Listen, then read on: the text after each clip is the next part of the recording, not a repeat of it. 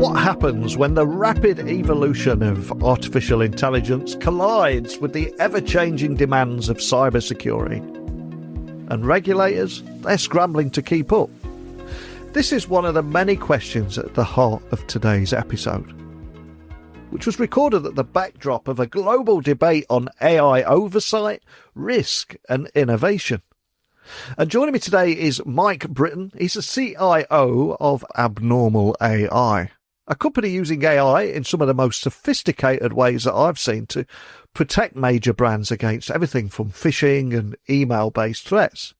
And with over 6 years' experience at the helm of a business built on behavioural AI, my guest has a front row seat to the challenges and the opportunities that are emerging as governments, companies and attackers all race to harness this technology. So we're going to explore everything from fragmented nature of AI regulation, while in some cases Europe seems more coordinated, while the US grapples with a patchwork of different states' rules. Also, I want to talk about why context should always be king when it comes to AI oversight and how we get that balance between innovation and regulation. So if you're wondering what responsible AI governance looks like in practice, or how to balance transparency with innovation, or what a more unified global regulatory model might look like, today's conversation is packed with all that insight and much more. So if you are a CIO, CISO, tech leader, business leader, just wondering how to separate AI substance from marketing noise, this episode is for you. But enough scene setting for me. Time to get Mike onto the podcast now. So a massive warm welcome to the show. Can you tell everyone listening a little about who you are and what you do? Sure. My name is Mike Britton, and I'm the CIO of Abnormal. And my day job is running all of our internal security, IT, technology, and probably a few other random things that get put on my plate each day. Love it. And what's the story behind Abnormal and the name and everything there? Anything you can share around that? Yeah, absolutely. So Abnormal is about a 6-year-old cybersecurity company, and our founders came from the world of ad tech and AI. I like to joke that we were AI before AI was cool. And what we do is we protect some of the world's largest brands and companies from advanced phishing emails, social engineering attacks, and anything that may be lurking in their inboxes through behavioral data science and AI. Fantastic. There's so much I want to talk with you about today. In particular, before you came on the podcast, I was reading that you believe that the UK and indeed across Europe, there's this, we're leading the charge when it comes to AI regulation. So I've got to ask, obviously, I'm talking to you in Dallas, Texas today, or just outside of Dallas. What lessons do you think could be learned, or should the US be drawing from this approach in the UK and Europe? Yeah, it's always complicated. I feel like Europe has done a great job on leading the way in privacy and now AI as well.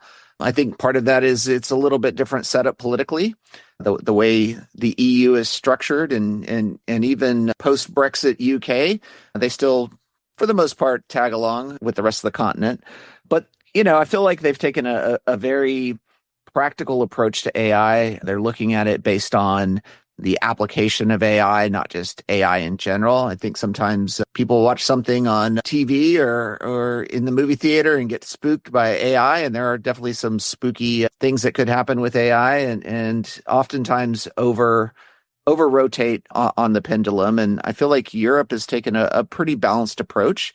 You don't want to stifle innovation, but you do want to have some controls in place, and you do want to have those controls kind of tailored to the application and use of AI. I think here in the US, it's a little different. We have big tech here, and big tech tends to lead the way, and we tend to operate on kind of a self-regulation principle. Or if you go back to privacy, we also take a very industry-specific approach. So Europe with the GDPR, it's a blanket uniform approach. It's very sensible, makes a lot of sense. And here you've got things like HIPAA for healthcare data, you've got GLBA for financial data, and it comes in pockets based on the type of data in the industry. And what that leads to a patchwork. And then you have states like California. Now there's probably at least a dozen or more other states that have come up with their own privacy laws and regulations. And we're starting to see that with AI as well. And what you end up with 50 plus different laws and regulations that may be similar, may overlap, may conflict. And it makes it very difficult to do something on the federal level. And I think that's what we're going to see with AI as well. But hopefully with the EU AI Act, I think that's a good foundation that the US can borrow off of and take that sensible approach. And it's interesting you say there that you don't want to prevent innovation. And there's an old saying that the US innovates, Europe regulates, and maybe China replicates. But do you think there is that real different approach? And maybe in Europe we do sometimes over-regulate and end up ruining innovation. It's quite a fine balance, isn't it? It is a fine balance. And I think that's where sensibilities need to reign here. Just because you can do something doesn't always mean you should do it. And that applies to both sides. That applies to innovation and that applies to regulation. And I think part of it is technology needs to really just be transparent. And if I'm a consumer or if you're using my personal data for things, as long as I have an understanding and there's some sort of equal footing between the technology provider and the consumer, I think it's okay. I think you can lend a lot more towards innovation. I think where it becomes kind of, I don't want to say dirty or dishonest, but it's you're using my data, you're making decisions, and I have no clue or concept on how that's being done, and I have no control over my data. I think that's the other side of it. And I think we've got to find some middle ground where people aren't just harvesting your data and doing what they want to do, or you're not being denied things like financial services or healthcare or anything else like that without any understanding of the algorithms or why you're being denied service or why you're being treated differently. 100% with you. You've got to find that middle ground. And I don't think there is this one-size-fits-all approach or silver bullet to everything. And interestingly, I read before you came on the podcast today that you've said that AI regulation needs to focus more on context and model size. So can you unpack why that distinction matters so much, especially from a security perspective?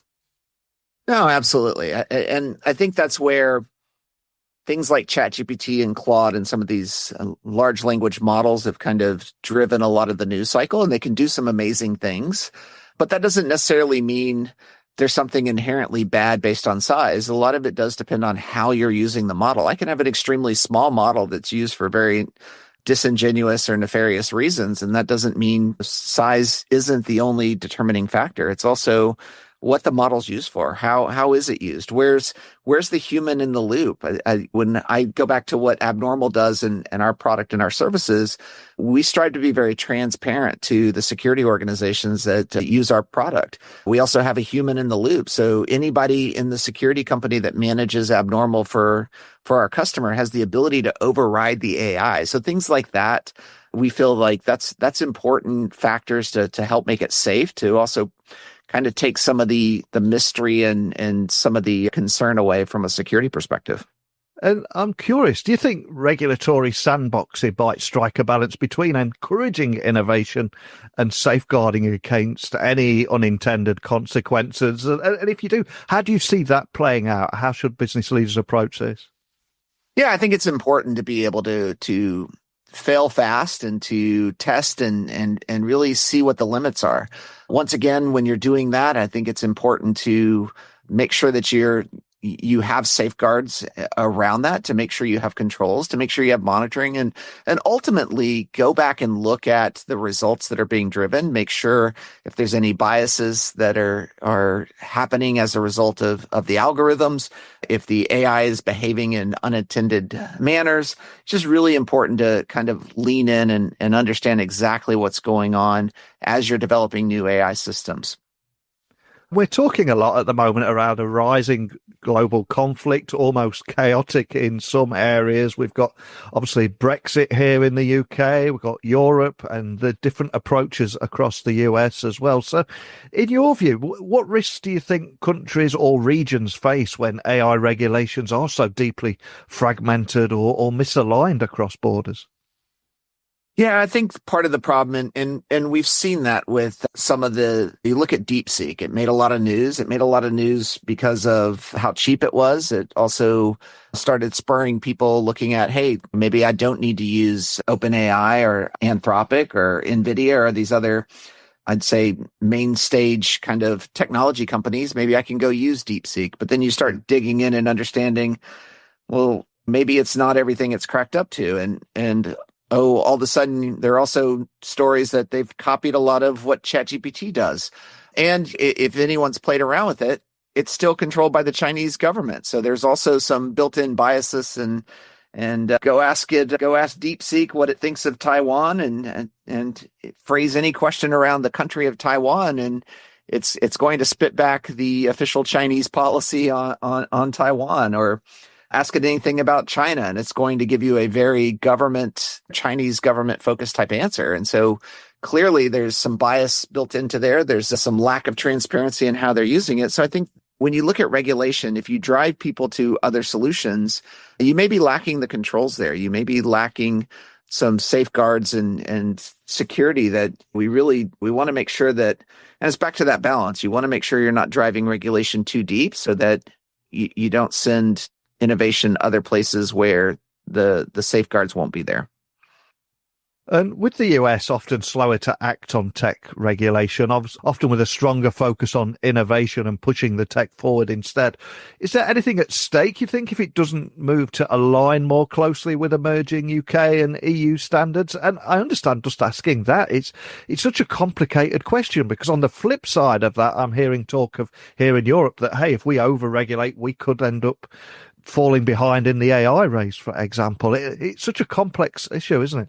Yes, I feel like every day the world is getting more complex. And when you think the world was crazy a year ago and you fast forward to today and it feels even crazier. And I think that's where you've got to be careful. And without getting into politics, you've got things like tariff wars and other things going on. You've got regulations. And so I think the world in general is better if the technology innovation from the US is making its way over to mainland Europe. But I also think U.S. technology companies also need to understand that it's a different marketplace, and you've got to strike that balance. And so I think it's important. I've often said, if you really, at the end of the day, if you take away the iPhone and you take away the Android and you take away the internet and a lot of the things that are coming out of the U.S., that's not a good place for Europe. That's not a good place for European citizens. That's not a good place for consumers. And so it's all about striking that balance. And if we want to police ourselves and we want to self-regulate, then we need to do a good job of it. And otherwise we need to, and I think that's what you've seen on privacy. And I keep going back to privacy because I think at the end of the day, GDPR was a big boogeyman, but GDPR actually made a lot of sense in many ways. I will argue it's also created a lot of annoying things like pop-ups on websites. And I argue that nobody goes and reads those. They just click through. So I would argue what the purpose of those were other than being compliant to regulations. But I think in general, GDPR was a good framework, and you've seen it copied in other things like California and other privacy regulations across the globe. So obviously, I think Europe got it right in many aspects of that.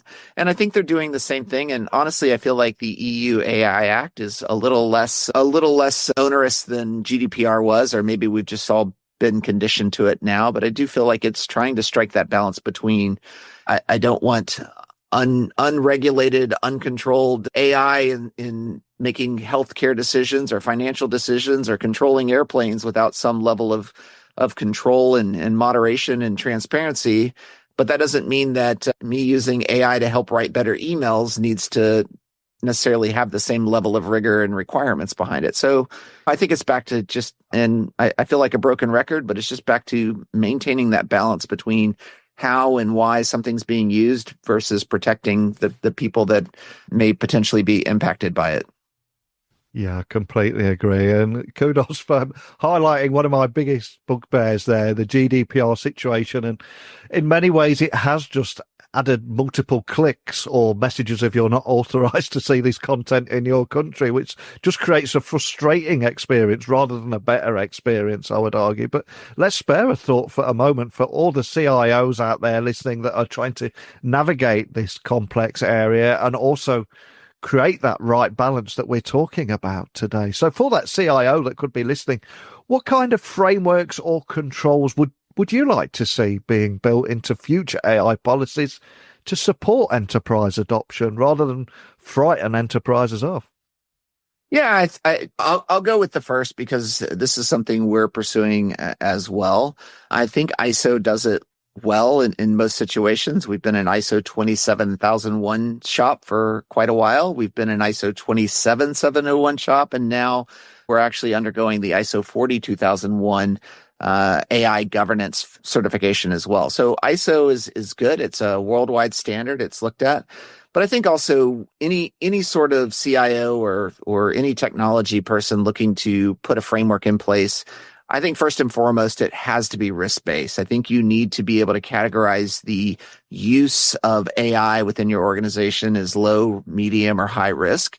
And obviously, the lower risk of what it's doing, probably the fewer controls, the fewer governance, the higher risk, obviously more. Understanding your data controls, understanding data lineage, understanding audit trails, preserving access controls and things like that so that you don't get data spillage into other areas or someone that shouldn't see particular data is able to see it. And then really just making sure you're understanding the model and output validation, making sure you're understanding that it's producing exactly what you intend it to produce. And really those are kind of the things. And then finally, and I mentioned this earlier, it's having kill switches, having humans in the loop, having the ability to override AI when AI does get it wrong. AI is amazing. It does so many just truly remarkable things, and it can really transform your business. But that doesn't mean it's perfect. Is it better today than it was a year ago? Absolutely, but it's still not perfect. And so having the ability for a human to override it, having the balance of transparency, obviously a lot of solutions, it's a little bit of the secret sauce in how they do things. So you don't want to lose intellectual property, but having a level of transparency into how and why the AI system is making decisions is also important. And abnormal security, you guys work at the intersection of AI and cybersecurity, and you must be having so many different conversations with clients around the world and monitoring some of the big tech trends out there. So I'm curious, what are you seeing are the real world trends that reinforce the urgency of smarter AI governance? Are you seeing anything around this? Yeah, security's always been a cat and mouse game where oftentimes it feels like the attacker has an advantage because they don't have to follow ethical standards. They're not operating with morality, and they just have to be right one time. Whereas as the defender, you have to be right 100% of the time. And you look at all these cool consumer uses of AI. You look at things like ChatGPT. You look at the ability to write flawless emails. You look at the ability to be able to go out and analyze data and contextualize data at machine speed. And all of those tools and technologies are in the hands of attackers. And, I joke that the difference between the marketing person in a company that's using an AI tool to write better emails to get potential business prospects to click on them and open them up and respond versus the cyber criminal that's sending business email compromise emails out. The only difference is their ethics and their end goal is essentially the same. They want engagement. They want people to reply. Just one's operating as a legitimate business and the other is operating to steal or create havoc. And part of that is we've got to be able to equip security teams with the necessary AI capabilities to fight fire with fire, fight the bad AI with good AI. And it's hard because if you go to the big trade shows like RSA or Black Hat, every single vendor is now claiming to be some level of AI vendor. So that makes it difficult for CIOs and CISOs to really sort out fact and fiction. Is this solution really leveraging AI? Is this solution really going to use AI to add a significant return on investment, or is it window dressing to keep up with the Gartner hype? And if we were to look ahead into my virtual crystal ball here, if you could manifest the ideal global model for AI regulation, let's put some positivity back out there. What would that model look like to you? And who needs to take the first steps to make it happen? Because hopefully between us, we can put that ideal model into the universe and make something happen today. But what would it look like and what needs to happen? I think ideally it needs to be based on the risk of the AI system. I'm a big believer in ISO as kind of an ideal model for controls and a control framework. And really any regulation should be pushing to some sort of standardized framework. It's if you patch together a bunch of arbitrary rules and requirements, it makes it more difficult. If you attach it to some sort of framework that people can get behind that is less descriptive, more prescriptive, I think that's a smarter way to do it. I think you've just got to balance the rigor. Can a large company like Google, can they afford all of the overhead and of bureaucratic controls and the extra work that's required? Sure. But can a young startup that may have a truly innovative use for AI, can they necessarily take on that same level of rigor that may be required in some of these regulations? I think that's where we've just got to balance, because what you end up in, the reality of it is you end up with the larger companies that oftentimes tend to be the biggest violators of personal data and use case. They tend to be the ones with the biggest pocketbooks that can adhere to the regulations, and the smaller players that may truly have game-changing innovation and game-changing uses of AI for good, they often get swept under the rug because they can't compete with the bigger tech companies. When we're talking about building that ideal model and keeping up to speed with the pace of technological change, I think it's incredibly easy to feel overwhelmed of being in this state of continuous learning. So as somebody that's almost tasked with being tasked with leading the way in this industry, where or how do you self-educate? How do you keep up to speed with this pace of change? Any tips you could offer anyone listening there? Yeah, I've been in security and technology for almost 30 years. And I think part of why I've stayed in this space for so long and what drew me to coming to a company like Abnormal is I'm an avid learner. I love to learn new things. I love to be very tactile. I love to get my hands on things. I love to play around with things. And I honestly feel like the best way to learn it and understand it is to use it. And there's great resources. I mean, when I started my career in the mid 90s, whenever the internet was just coming online, I didn't have this wealth of resources. Now, whether it's YouTube or Reddit or just a 1,001 different blogs out there, there's so many places to really see what people are using and how they're using it, and then just be able to take that and make it your own and test it and play with it. And I continue to be amazed by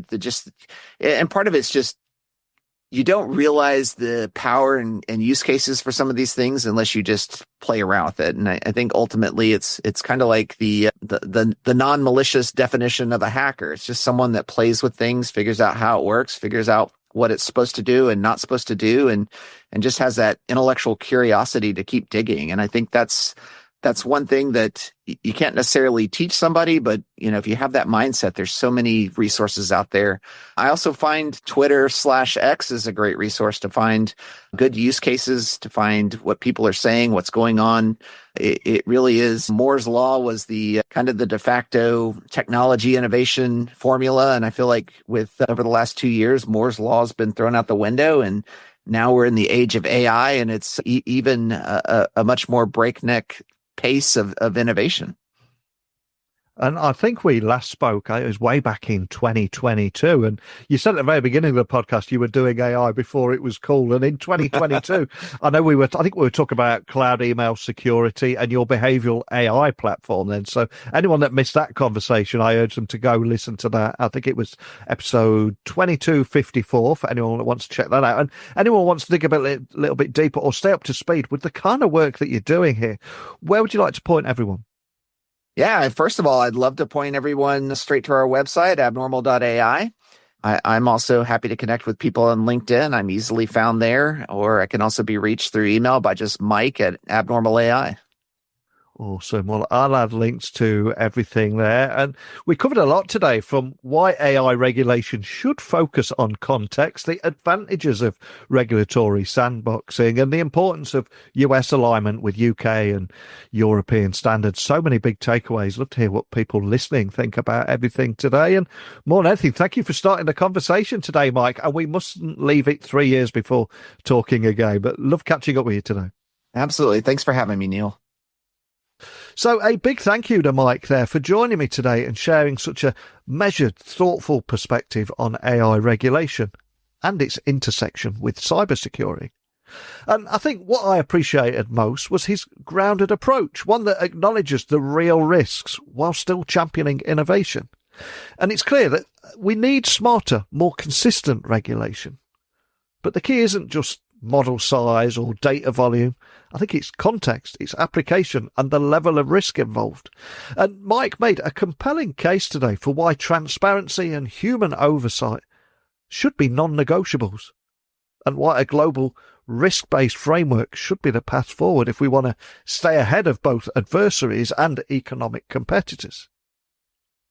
And as AI continues to accelerate faster than Moore's Law ever did, the burden is on each and every one of us, whether we're in tech, regulation, business, leadership, to stay informed, be a part of shaping how this ultimately unfolds.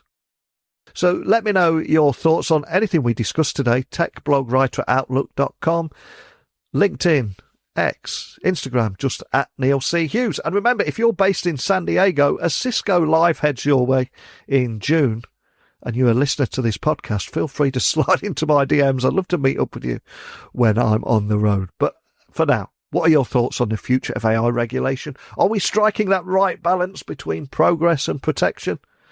Let me know. Love to hear your views. But that is it for today. So I'll be back again soon with another great guest. But thank you for listening today. And bye for now.